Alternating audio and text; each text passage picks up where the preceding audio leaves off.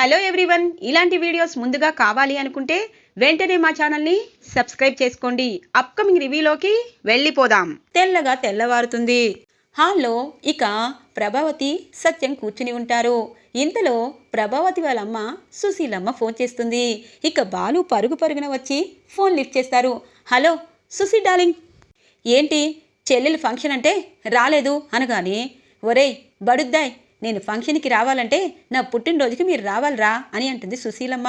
నీ పుట్టినరోజుకి మేమందరూ రావాలా? నో అని అంటారు. ఒరే ఇటివ్వరా, మా అమ్మతో నిన్ను మాట్లాడి చాలా రోజులైంది అని అంటారు సత్యం. ఇదిగోండి నాన్న అని చెప్పి ఫోన్ ఇక సత్యం చేతికిస్తారు. అమ్మ ఎలా ఉన్నావు, ఆరోగ్యం ఎలా ఉంది అని కుశల ప్రశ్నలు వేస్తూ ఉంటారు. సత్యం, నేను బాగానే ఉన్నారా, పల్లెటూరి వాతావరణంలో ఎవరున్నా బాగానే ఉంటారు. అలాగే రేపు ఉగాది పండక్కి, అలాగే నా పుట్టినరోజు ముందు రోజు కాబట్టి మీరందరూ కోడళ్ళు కొడుకులు అందరితో నా ఇంట్లో వచ్చి వాలిపోవాలి. 2 రోజుల ముందే ఇక్కడికి వచ్చేసేయండి. ఆ సిటీలో ఉంటూ మీ అందరూ ఏమైపోతారని భయమేస్తుంది. ఇక్కడ 2 రోజులైనా మీకు ప్రశాంతంగా ఉంటుంది అనగానే, సరే అమ్మా, ఇంత చెప్పాలా, కుటుంబం మొత్తం వస్తాంలే అని చెప్పి అంటూ ఉంటారు సత్యం. అమ్మయ్య, మనం 2 రోజులు హ్యాపీగా సుశీ డార్లింగ్ దగ్గర ఉండొచ్చు అని అంటారు బాలు. మరే నీకు గోరుముద్దలు తినిపిస్తుంది కాబట్టి మీ నానమ్మ అక్కడ నీకు సంతోషంగా ఉంటుంది. నేనే అని అంటుంది ప్రభావతి. ఏమ్మా ఎందుకు? నువ్వు కోడలికి అన్ని పనులు చెప్తే తప్పులేదు కానీ మా సుశీ డార్లింగ్ నీకు పనులు చెప్తే తప్పుందా? ఒకటి, కోడలైతే కానీ కోడలికి బుద్ధి రాదు అంటారు. సారీ, అత్తకి బుద్ధి రాదు అంటారు. అక్కడికి వెళ్తే నీతో నానమ్మ ఫుల్ పని చేయిస్తుంది. ఏ నాన్న, ఈ సర్పావతితో ఒక ఆట ఆడుకుంటుంది కదా అనగానే, సర్లేరా, నువ్వు 2 రోజులు డ్రైవింగ్ మానేసి అలాగే మీనా పూల బండిని కూడా ఆపేసి ఖాళీ ఉన్న రోజు వెళ్ళిపోదాము అని అంటారు.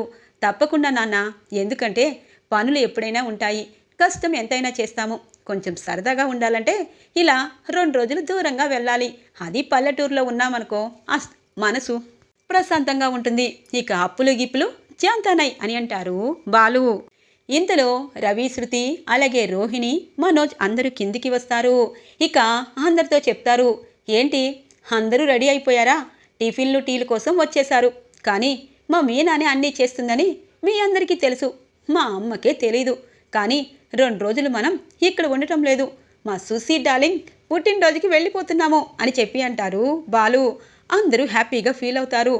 మనోజ్ మాత్రం, నాకైతే కుదరదురా అనగానే, ఏనాయనా పార్కులో కూర్చోవాలని ఆశ తీరలేదా?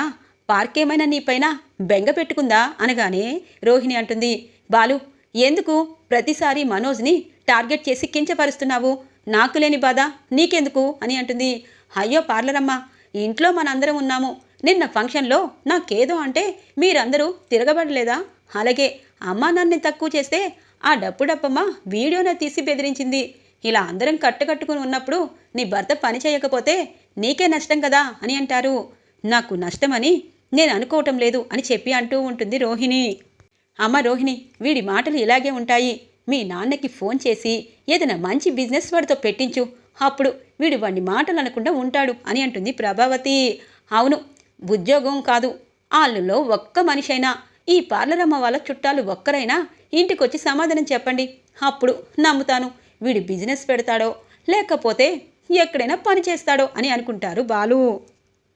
ఇక మనోజ్, అమ్మ ఇంటర్వ్యూకి వెళ్తున్నాను అనగానే, ఒరే మనోజ్ డబ్బులు అనగానే, అది కాదమ్మా నిన్న అని చెప్పి అనేలోపు, అయ్యో లక్ష్యావతి, వాడు నిన్న మన బావగారి సంజయ్ కాలు కడిగారు కదా, వాడు డబ్బులు ఇచ్చాడు కదా, ఆ డబ్బులతో ఎంజాయ్ చేస్తాడు అని అంటారు బాలు.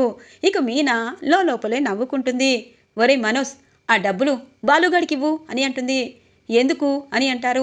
ఎందుకంటే కారు ఈఎంఐ కట్టాలి కదా, ఈ ఫంక్షన్ వాడే చేశాడు కదా, వాడి దగ్గర డబ్బు లేదంట, ఇవ్వు అని అంటారు. అమ్మో, ఆ డబ్బులు ₹10 కూడా నాకొద్దు. వద్దమ్మా వద్దు, నేను వెళ్తాను. ఒరే ఎంత ఇచ్చారని అడగను కానీ ఇంటర్వ్యూ నిజంగా నీకు ఈరోజు వచ్చేస్తే నా చేతిలో బ్రతికిపోయావు, లేకపోతే రేపటి నుండి నీకొక ఆట ఆడుకుంటాను అని చెప్పి బాలు వెళ్ళిపోతారు మనోజ్కి వార్నింగ్ ఇస్తూ. ఇక మనోజ్ అనుకుంటాడు, అమ్మో వీడు నన్ను వదిలేలా లేదు, ఏదో ఒక పనిలోకి జాయిన్ అవ్వాల్సిందే అని చెప్పి ఇక రోహిణి, అమ్మ వెళ్ళొస్తాను అని చెప్పి మనోజ్ వెళ్ళిపోతారు. ఇది ఇలా ఉండగా మనోజ్ చాలా ఇంటర్వ్యూకి వెళ్తారు. అమ్మో, ఏ ఇంటర్వ్యూలో కూడా నన్ను తీసుకోవటం లేదు, ఇప్పుడు ఎలా అని చెప్పి అనుకుంటూ ఒక రెస్టారెంట్లోకి వెళ్తాడు. ఇక రెస్టారెంట్ వాళ్ళు, ఏంటి మీరు టిప్పుటాప్గా ఉండి ఈ హోటల్లో మీరు రిసెప్షనిస్ట్గా చేస్తారా అనగానే, రిసెప్షనిస్ట్గానా అని అంటారు. అయ్యో, దానికి ఖాళీ లేదు బాబు, ఈ హోటల్కి క్రౌడ్ ఎక్కువగా ఉంటుంది, అందుకే ఎవరికి కావాలి ఏంటి అన్నది 4-5 మెయింటైన్ చేస్తున్నారు, వాళ్ళలో నువ్వు ఒకడిగా చేరిపో, ఎందుకంటే జీతం 30,000 వస్తుంది, పై డబ్బులు 30,000 వస్తాయి, 60,000 వస్తాయి అని అంటారు. అక్కడున్న ఇంకొకతను, అమ్మో, నేను మరి అంత హీనంగా ఉన్నానా, ఈ హోటల్లో నేను అందరికీ సప్లై చేయాలా, కానీ డబ్బులు ఎక్కువగానే వస్తున్నాయి, ఏం చేయాలి, నేను ఖాళీగా ఉంటే రోహిణి తట్టుకోవటం లేదు, అలాగే బాలుగాడి మాటలు అస్సలు బాగోలేదు, నేను 1 నెల రోజులు ఈ వర్క్ చేస్తాను, అప్పుడు 60,000 వస్తాయి, దాంతో ఇంకొక 60,000 సంపాదిస్తాను, ఎవరికీ తెలియకుండా మెయింటెనెన్స్ చేస్తాను, ఇది అసలైన తెలివితేటలు, ఎందుకంటే పార్కులో పల్లెలు తినే కంటే ఇది బెటర్ కదా అని చెప్పి, సార్ చేస్తాను, నాకు అదేమీ లేదు అని అంటారు మనోజ్. సరే ఇప్పటి నుండే వెళ్ళు, ఆ ఇంటర్వ్యూకి దేనికో వెళ్ళినట్టున్నావు, ఎక్కువ చదువుకున్నా ఇలాంటి ఒక్కొక్క రోజు ఒక్కొక్కరికి వస్తాయి, వెళ్ళు, ఈ రోజు నుండే పనిలో జాయిన్ అయిపో అని అంటారు ఆ హోటల్ యజమాని. ఇక మనోజ్ బాధగా తనకి తను అద్దంలో చూసుకుంటూ, ఇలా ఉండేవాణ్ణి, ఆ బాలుగాడి వల్ల ఇలాగయ్యింది అని చెప్పి ఇక హోటల్లో బేరర్గా పనిచేస్తూ, అమ్మో ఎంత పని, అమ్మో ఒళ్ళు నొప్పులైపోయినాయి అని చెప్పి అనుకుంటూ ఉంటారు మనోజ్. ఇది ఇలా ఉండగా బాలు ఇక చాలా గిరాకీలు ఇక చూసుకుంటూ, అమ్మో ఇప్పుడు ఇంటికి వెళ్తే చాలా లేట్ అవుతుంది, ఇక్కడేదో హోటల్లా ఉంది, ఈ హోటల్లో భోంచేసి మీనాకి పార్సిల్ తీసుకువెళ్ళాలి, ఆ ఈఎంఐకి ఈరోజు చాలా కష్టపడిపోయాను అని చెప్పి ఇక కరెక్ట్గా మనోజ్ జాయిన్ అయిన హోటల్లోకే భోజనానికి వస్తారు. ఇక బాలుకి కరెక్ట్గా భోజనం వడ్డిస్తారు మనోజ్. ఒక్కసారిగా ఇద్దరు ఒకరి ముఖాలు ఒకరు చూసుకుంటారు. బాలు షాక్ అయిపోతాడు, మనోజ్ సిగ్గుపడతాడు. ఇక బాలు భోజనం చేసి వెళ్ళిపోయి, ఇప్పుడు కరెక్ట్గా ఉన్నాడు మనోజ్, ఏ ఉద్యోగం దొరకలేదని ఈ ఉద్యోగం చేస్తున్నాడా అని చెప్పి ఇక లోపలే, పోనీలే ఏదో ఒకటి చేస్తున్నాడు, మనిషి అన్నాక కష్టపడితేనే కదా డబ్బు విలువ తెలుస్తుంది, మొన్నటిదాకా లక్షలు మింగాడు, ఇప్పుడు పార్లరమ్మ కోసం హోటల్లో పని చేస్తున్నాడు, తప్పేమీ లేదు, వాడనుకుంటాడు నేను ఇంట్లో చెప్తానని, కానీ ఇంట్లో నేను ఎందుకు చెప్తాను, వాడు చెప్పినప్పుడు కూడా నేను చెప్పను అని చెప్పి అనుకుంటారు బాలు. ఈవినింగ్ అవుతుంది. ఇక మనోజ్ ఇంటికి చేరుకుంటాడు. ఇక రోహిణికి చెప్పకూడదు, ఇంట్లో అందరికీ నాకు మంచి ఉద్యోగం దొరికిందని చెప్పాలి అని చెప్పి ఇక ఎక్కడ రోహిణి కనిపించదు. ఫ్రెష్ అవుతూ ఉంటారు మనోజ్. ఇక రోహిణి టెర్రస్ పైకి వెళ్ళి ఆలోచిస్తూ ఉంటుంది. ఇంతలో ఇక ప్రభావతి, ఏంటమ్మా ఆలోచిస్తున్నావు, మీ నాన్న కోటీశ్వరుడు, మీ మామయ్య కూడా బిజినెస్ చేస్తున్నాడు అంటున్నావు, వాళ్ళతో వీళ్ళతో వాడు మాటలు అనిపించుకుంటే నాకు చాలా బాధగా ఉంది, అందుకే నువ్వు మీ నాన్న దగ్గరికి వెళ్ళి ఖచ్చితంగా డబ్బులు తీసుకొని ఆ శృతి అన్నట్టే ఖచ్చితంగా ఒక కార్ల షోరూమ్ ఓపెన్ చెయ్యి, అప్పుడు అందరి నోర్లు మూతపడిపోతాయి, నా పెద్ద కొడుకు నా పెద్ద కోడలు కోటీశ్వరులని గొప్పగా చెప్పుకుంటాను అని అంటుంది. ఇక ప్రభావతి, అమ్మో మీకేంటత్తయ్య చెప్పుకుంటారు, కానీ ఉండాల్సిన తండ్రి లేడు కదా, మేనమామ కూడా అబద్ధం కదా, ఇవన్నీ నేను అబద్ధం చెప్పి చేసుకున్నాను, కానీ ఏదో ఒకటి చెయ్యాలి, నాటకాలు వెయ్యాలి అని చెప్పి మనసులో అనుకుంటుంది ఇక రోహిణి. ఇది ఇలా ఉండగా ఈవినింగ్ అవుతుంది. రోహిణి, శృతి, రవి ఇంటికి చేరుకుంటారు. ఏంటి రవి, నువ్వు అనుకున్నట్టు అక్కడున్న హోటల్ నీకు సెట్ అయిందా అని అంటుంది శృతి. ఓకే శృతి, ఒకసారి నాన్నకి అమ్మకి చెప్పాక అడ్వాన్స్ ఇచ్చేస్తాను అని అంటారు రవి. ఇందులో సత్యం, ప్రభావతి, బాలు, మీనా అక్కడికి వస్తారు. మనోజ్ ఇంకా ఇంటికి రాలేదా ఆంటీ అని అంటుంది రోహిణి. రాలేదమ్మా రోహిణి, ఏ మీనా అందరికీ కాఫీలు తీసుకురా అని అంటుంది. సరే అత్తయ్య అని చెప్పి ఇక కాఫీలు తీసుకురావడానికి వంటగదిలోకి వెళ్తుంది మీనా. ఏంటి రవి, ఏమైంది అని అడుగుతాడు సత్యం. ఒరేయ్ లేచిపోయినోడా, ఏదో చెప్పాలని చెప్పి 10 నిమిషాలు అలాగే మౌనంగా ఉంటావేంటి, నీకంటే డబ్బమే నయం అనగానే ఇంతలో రవి అంటారు, నాన్న, బాలు అన్నయ్య, మన ఏరియాలో ఒక హోటల్ని చూశాను, కొంచెం పాతదైనా దాన్ని రిపేర్ చేస్తే కొత్తదిలా చేసుకోవచ్చు, ఇక ఆ హోటల్ని నేను తీసుకోవాలనుకుంటున్నాను అని చెప్పి అంటారు. ఒక్కసారిగా బాలు, సత్యం ఇద్దరు హ్యాపీగా ఫీల్ అవుతారు. ఒరే లేచిపోయినాడా? నిజం చెప్పాలి అంటే నీ డబ్బులు ఎవరికి ఇవ్వకపోయినా వేస్ట్ చేయకుండా పైకి ఎదగాలనుకుంటున్నావు. నాకు చాలా హ్యాపీగా ఉంది. నిజమే, అది సెంటర్లో ఉంది కాబట్టి చాలా అంటే చాలా లక్కీగా ఉంటుంది అని అంటారు బాలు. ఇక సత్యం అంటారు, అవునరా, అది అడ్వాన్స్ ఇచ్చేసే, రిపేర్లు అన్నీ కలిపి కొంచెం డబ్బులు పెట్టుకో, తరువాత ఫర్నిచరు అవన్నీ మెల్లిమెల్లిగా కొనుక్కో అని అంటారు. అలాగే నాన్న అని అంటారు రవి. ఇంతలో శృతి అంటుంది, మీనా, ఆ హోటల్ ఓపెనింగ్కి నువ్వే పూల డెకరేషన్కి అన్ని పూలు సప్లై చేయాలి అనగాని, సరే శృతి, రవి నువ్వు చాలా అదృష్టవంతుడివి. ఎందుకంటే శృతి ఏ మాటైనా ఖచ్చితంగా మాట్లాడుతుంది. అలాగే తప్పు ఎవరు చేసినా తను ఖచ్చితంగా నిలదీస్తుంది. తన తప్పుంటే ఒప్పుకుంటుంది. ఇలా చెయ్యొద్దు అంటే ఖచ్చితంగా తన తప్పేంటో తెలుసుకొని అది చేయడం మానేస్తుంది అని అంటుంది మీనా. మీనా, నన్ను పొగడాల్సిన అవసరం లేదు. నిజం చెప్పాలంటే ఈ ఇంట్లో ఏదైనా పొగడాలి అంటే నీ తర్వాతే ఎవరినైనా పొగడాలి. ఇప్పుడు చూడు, మేము ఇంత అలసిపోయి వచ్చాము, కానీ నువ్వు కూడా ఫ్లవర్స్ అమ్ముతూ ఇంట్లో పనులన్నీ చేస్తూ మేము ఈవినింగ్ వచ్చేసరికి మాకు ఇలా టీ కాఫీలు ఇస్తూ ఉంటావు. నిన్ను చేసుకున్న ఈ బాలునే అదృష్టవంతుడు, అలాగే నిన్ను ఇంటి కోడలుగా చేసుకున్న ఈ ఇల్లే అదృష్టవంతులు అని చెప్పి అంటుంది. ఇక ప్రభావతి పొగుడుతూ, ఇదిగో ఈవిడి గారిని ములగ చెట్టు ఎక్కిచ్చేద్దామా అని అంటుంది. అయ్యో ఆంటీ, మీరు తల్లి లాంటి వారు. నిజంగా మీనా చేసిన పనులు ఎప్పుడు ఎందుకు మెచ్చుకోరు అని అంటుంది శృతి. ఇక బాలు రోహిణి వైపు చూస్తారు. పాపం పార్లర్ అమ్మ మా మనోజ్ గారిని ఎంతగానో ఇష్టపడింది. బాగా చదువుకున్నాడు, పెద్ద ఉద్యోగం చేస్తాడు, చాలా అంటే చాలా హ్యాపీగా ఉండొచ్చు అనుకుంది. కానీ వాడు హోటల్లో వెయిటర్గా చేరిపోయాడు. చేరితే చేరాడు, చదువుకున్నాడు కదా. అలాంటి పనులు చేస్తే మా అమ్మ గుండె, ఈ పార్లరమ్మ గుండె ఆగిపోతుందేమో, నేనైతే చెప్పను అని మనసులో అనుకుంటారు బాలు. ఇక రోహిణి ఆలోచిస్తూ ఉండగా ప్రభావతి వస్తుంది. అమ్మ రోహిణి, మా రవి కూడా చక్కగా హోటల్ పెట్టుకుంటున్నాడు. ఇటువైపు బాలు చదువుకోలేదు కాబట్టి కార్ డ్రైవింగ్ చేస్తున్నాడు. ఇక మీనా కూడా తక్కువ చదువుకుంది కాబట్టి పూలు అమ్ముతుంది. నీకు మనోజ్కి ఏం కర్మ, నీకు బ్యూటీ పార్లర్ పెట్టించాను. అలాగే మనోజ్కి కూడా కార్లు షోరూమ్ పెట్టించాలి. అది నీ వల్లే అవుతుంది. వాడిని అందరూ అవమానకరంగా చూస్తున్నారు. ఈరోజు చిన్నోడు రవి కూడా హోటల్ పెట్టుకుంటున్నాడు. వాళ్ళందరూ ఎదిగిపోతే నా పెద్ద కొడుకు, నా పెద్ద కోడలు అలాగే ఉండిపోతే ఎలా అమ్మా? పాపం పొద్దుననగా వెళ్ళాడు వాడు. ఇంతకీ ఉద్యోగం దొరికిందో లేదో తెలీదు. వాడు వస్తే నానపోయిన మాటలు బాలుగాడు అంటాడు. నువ్వేమో బాధపడతావు, కానీ నువ్వే ఏదైనా దారి చూపించాలి. మీ నాన్నకి చెప్పకపోయినా మీ మామయ్యకి కొంచెం డబ్బులు అడిగి ఇక కార్ల షోరూమ్ ఓపెన్ చేయించు. 1 సంవత్సరంలోపు లాభాలు వచ్చాయనుకో, మీ మామయ్యకి అధిక వడ్డీలతో ఇచ్చేసే అని అంటుంది ప్రభావతి. అంటే ఆంటీ అది కాదు అనేలోపు, ఇంకేం చెప్పకమ్మా, ఎందుకంటే మనది మధ్యతరగతి కుటుంబం, అలాగే పార్లర్ కూడా నీకు పెట్టించాను. ఇంకా నా వల్ల కాదు, వాడి గురించి నువ్వే పట్టించుకోవాలి కదా అని అంటుంది ప్రభావతి. పట్టించుకునేదేంటి, అక్కడ మా నాన్నే లేడు, ఇక సింగపూర్లో మా మామయ్యే లేడు.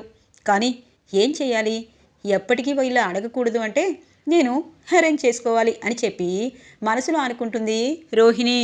సరే అత్తయ్య, ఖచ్చితంగా మా మామయ్యకి ఇక్కడికి తీసుకొస్తాను అనగానే, నా తల్లే, నువ్వు మనోజ్ అంటే చాలా ఇష్టపడతావు, నీ భర్త కదా అని చెప్పి వెళ్ళిపోతుంది ప్రభావతి.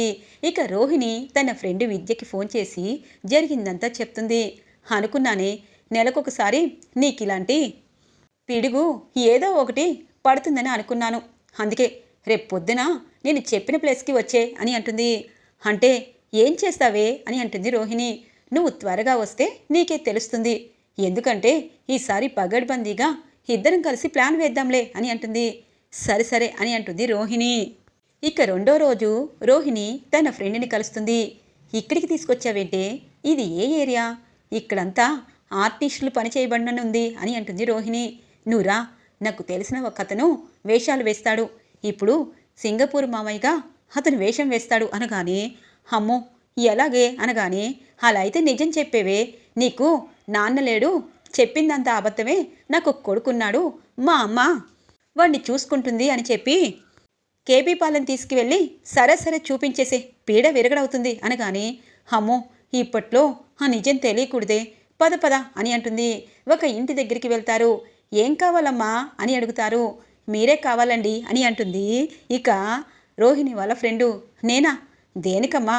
నేను ఇంతకు ముందు సినిమాలో వేషాలు వేయాలని సినిమాల చుట్టూ తిరిగేవాణ్ణి, స్టూడియోల చుట్టూ తిరిగేవాణ్ణి. ఇప్పుడు నా వల్ల కావటం లేదు అనగానే ఇక అతన్ని చూడగానే రోహిణి, ఇతనిప్పుడు మా మామయ్యగా వేషం వేస్తాడా ఏంటి అనగానే అవునే, ఆయనకి వేషం వేయడం అలవాటే అని చెప్పి, అంకుల్ ఒక విషయం, మీరు మా నాన్నగారి చిన్నప్పటి దోస్తు అని నాకు తెలుసు, ఇలా మాట్లాడతారని కూడా తెలుసు. ఇదిగో నా ఫ్రెండ్ రోహిణి అని చెప్పి జరిగింది చెప్తుంది. అవునా? మరి ఇంత పెద్ద అబద్ధాలు ఆడితే ఇప్పుడు నేను వేసిన వేషానికి వాళ్ళు కనిపెట్టేస్తే అని అంటారు. ఈ కథను కనిపెట్టకుండా మేము చూసుకుంటాము, మేము ఫోటోలో చూపించిన అందరి పేర్లు చెప్తాము, వాళ్ళు ఎలాంటి వారో చెప్తాము, ఖచ్చితంగా నా ఫ్రెండ్ మామయ్యగా మీరు యాక్టింగ్ చేయాలి అనగానే సరేనమ్మా, ఒకవేళ గుర్తుపడితే అని అంటారు. గుర్తుపట్టకుండా మేము కవర్ చేస్తాం కదా అని అంటుంది ఇక రోహిణి వాళ్ళ ఫ్రెండ్ విద్య. సరే రేపు మేము ఒక మంచి బట్టలు నీకు ఇస్తాము, ఆ బట్టలు వేసుకొని సూట్ కేసు వేసుకొని వీళ్ళ ఇంటికి రా చాలు అని అంటుంది. సరే అని చెప్పి వెళ్ళిపోతారు. ఇక రోహిణితో అంటుంది తన ఫ్రెండు, నీ సగం ప్రాబ్లం సాల్వ్ అయిపోయింది. ఈలోపు మనోజ్కి ఉద్యోగం ఎక్కడైనా చూసుకోమని చెప్తే బాగుంటుంది, అప్పుడు ఉద్యోగం చేస్తాడు కాబట్టి ఇక మీ డాడీ గురించి మీ సింగపూర్ మామయ్య గురించి ఇంట్లో ఎవ్వరూ ఏమీ ఎత్తరు. ఇక సింగపూర్ మామయ్య వస్తాడు కాబట్టి తన దగ్గర బోల్డన్ని డబ్బులన్నీ వ్యాపారాల్లో ఖర్చు పెట్టాను, ఒక 4-5 నెలల తర్వాత ఇస్తానని అబద్ధం చెప్పమంటే సరిపోతుంది అని అంటుంది. సరేనే, కానీ మా బాలు మా మీనా ఇద్దరూ ఆవలిస్తే పేగులు లెక్క పెడతారు, వాళ్ళకి డౌట్ రాకుండా చూసుకోవాలి అని అంటుంది రోహిణి. అది నీ పనేనే అని అంటుంది తన ఫ్రెండు. ఇక రోహిణి హ్యాపీగా ఊపిరి పీల్చుకుంటుంది. ఇది ఇలా ఉండగా మీనా త్వరగా పనిచేస్తూ ఉంటుంది. ఏంటే ఇంత హడావుడిగా పనిచేస్తున్నావు? ఇంతకుముందు పని చేయాలంటేనే మొహం మొత్తేది, నాకు పనుంది నాకు నచ్చినప్పుడు చేస్తానన్నదానివి, ఇవాళేంటి ఇంత హడావుడిగా పని చేస్తున్నావు? ఏ మీ అమ్మ వాళ్ళ ఇంటికి వెళ్ళాలా అని అంటుంది ప్రభావతి. అవునత్తయ్య, నిజంగా ఒక తల్లి ఒక కోడలు అలాగే అత్త వీళ్ళ ముగ్గురికి ఎక్కడికి వెళ్ళాలి ఎక్కడికి వెళ్తున్నారన్నది వాళ్ళకే తెలుస్తుందేమో, నేను త్వరగా పనిచేస్తుంటే మా అమ్మ వాళ్ళ ఇంటికి వెళ్తానని భలే తెలుసుకున్నారు అని అంటుంది. చాలే, ఇంట్లో చాలా పనులున్నాయి, ఇప్పుడెందుకు, పండక్కి ఊరెళ్ళి వచ్చాక బాలు నువ్వు వెళ్ళండి అనగానే అత్తయ్య అమ్మ ఫోన్ చేసి రమ్మంది, నేను ఇప్పుడు వెళ్ళి సాయంత్రానికి వస్తాను, ఆయన కూడా వెళ్ళమన్నారు అనగానే వెళ్ళనివే, ఎందుకు, ఇక్కడ అన్ని పనులు చేసేసింది కదా అమ్మ మీనా, వెళ్ళమ్మా, వెళ్ళి మీ అమ్మతో మనస్ఫూర్తిగా మాట్లాడుకుని రా, బాలు ఏమీ అనుకోడు అనగానే నేను ఆయనకి చెప్పాను మావయ్య అని అంటుంది మీనా. ఇక మీనా తన పుట్టింటికి వస్తుంది. తన అమ్మ చెల్లి తమ్ముడు చాలా సంతోషపడుతూ ఉంటారు. ఇక మీనా, అమ్మ నిన్న మా ఆడపడుచు తాలిబొట్టు కార్యక్రమం చాలా బాగా జరిగింది, ఇంటిల్లిపాది ఒకటయ్యి అక్కడ కార్యక్రమాన్ని పూర్తి చేశాము, చాలా సంతోషం అనిపించింది, ఇక మీరే గుర్తొచ్చి వచ్చాను అని చెప్పి అంటుంది. అమ్మ అన్నట్టు మీ తమ్ముడికి మంచి పని దొరికింది కదా, నీ గాజులనేవి తాకట్టు పెట్టి విడిపించాలనుకున్నాము కానీ అని అంటుంది.